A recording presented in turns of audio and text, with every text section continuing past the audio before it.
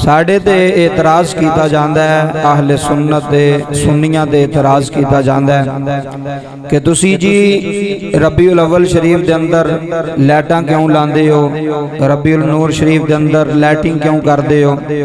और अल्हम्दुलिल्लाह असां बड़े ऐसे बंदे वेखे ने आशिक़े रसूल जिन्हां ने हज़ारां की लखां रुपए नबी पाक दी आमद दे उत्ते हजूर दी आन दी खुशी दे अंदर उन्हें अपने घर भी सजाए, दुकानां भी सजाइयां, बाजार भी सजाए, मस्जिदां भी सजाइयां।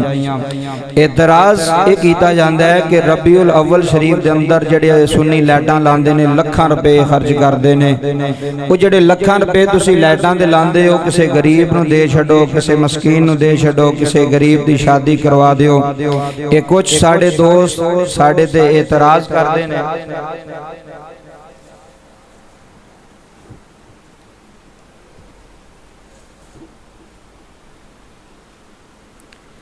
कि तुसी जड़े लाइटां दे पैसे लांदे हो, जड़े खर्च करते हो, ये किसी गरीब नूं दे छड्डो, किसी गरीब की शादी करवा दिओ।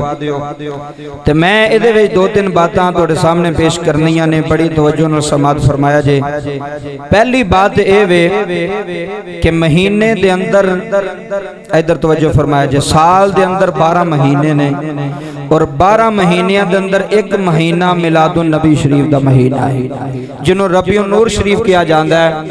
इस महीने के अंदर ही लोग इतराज चुकते हैं जी लाइटां ना लाओ, लाइटां लानियां किथे लिखियां ने, लाइटां किने लाइयां ने, हदीस के अंदर कोई नहीं, कुरान के अंदर कोई नहीं। ते नबी पाक दे आउण ते हर सुन्नी अपने घर नूं सजांदा है, जिन्नी भी ओदी मेहनत होंदी, ओदी कोशिश होंदी है, वो अपनी तौफीक के मुताबिक एक लाइट लाए, दो लावे, और लानियां भी चाहिदियां ने, क्योंकि हजूर दे आउण दी खुशी च चिरागां करना, हजूर दे आउण दी खुशी विच खुशियां करना, लाइटां लानियां ये ममनू नहीं। जेड़े बंदे कहंदे ने जी तुसी ये जिहड़ा इन्ना पैसा इत्थे खर्च करदे हो, 11 महीने तुहानू मुफ्ती नजर नहीं आउणगे, तुहानू मौलवी हजरात नजर नहीं आउणगे जेड़े कहणगे कि नहीं जी ए जिहड़ा दूसरे पासे खर्चा करदे हो, किसी गरीब नूं दे दिंदे हो। जो ही रबीउल नूर शरीफ होंदा है, रबीउल अव्वल होंदा है, या किसी वली दा उरस होंदा है, ते ये इतराज ही लाइटां लांदे ने जी, सड़कां सजांदे ने जी, मस्जिदां च इन्नियां लाइटां ला छड्डदे ने। ये गल ये नहीं, 11 महीने तुहानू कोई गरीब याद ना आया, 11 महीने तुहानू कोई मस्कीन याद ना आया। जे जदों रबी पाक दे आउण दी खुशी दे अंदर जश्न ईद मिलादुन नबी दे अंदर असी झंडियां लाने आ, लाइटां लाने आ, फिर बाहर आ जांदे ने जी लाइटां नहीं लाणियां चाहीदियां, इन्ना पैसा जाया करदे हो। ओ जाया जेड़ा बंदा करदा है, जाया ते है ही नहीं। जेड़ा नबी पाक दे आउण दी खुशी विच जेड़ा पैसा लग जाना, ओ जाया, बोलो उची, ओ जाया नहीं हो सकता। क्यों?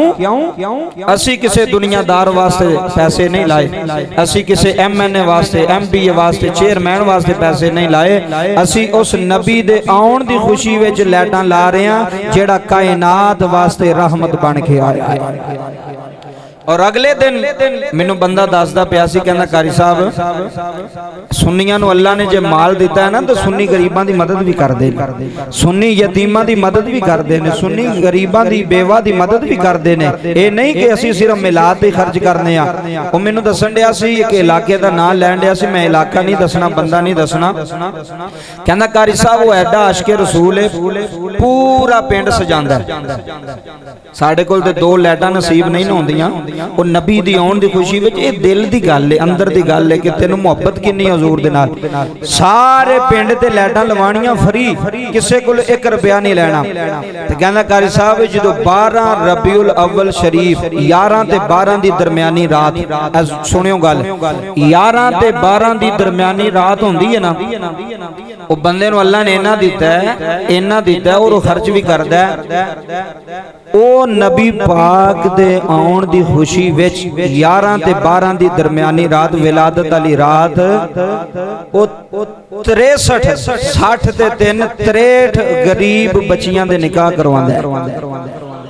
ਇਹ ਨਹੀਂ ਵੀ ਅਸੀਂ ਇੱਧਰ ਖਰਚ ਨਹੀਂ ਕਰਦੇ, ਲੋਕ ਕਰਦੇ ਨੇ ਵੀ ਹਜ਼ੂਰ ਦੇ ਆਉਣ ਦੀ ਖੁਸ਼ੀ ਵਿੱਚ 63 ਗਰੀਬ ਬੱਚਿਆਂ ਦੀ ਉਹ ਸ਼ਾਦੀ ਕਰਵਾਉਂਦਾ ਤੇ ਆਪਣੇ ਕੋਲੋਂ ਕਿਸੇ ਕੋਲ 1 ਰੁਪਿਆ ਨਹੀਂ ਲੈਣਾ, ਕਿਸੇ ਨੂੰ ਦਾਵਤ ਨਹੀਂ ਦੇਣੀ ਵੀ ਮੈਨੂੰ ਲੱਖ ਰੁਪਿਆ ਤੂੰ ਦੇ ਜਾਂ ਮੈਨੂੰ 2 ਲੱਖ ਰੁਪਿਆ ਤੂੰ ਦੇ।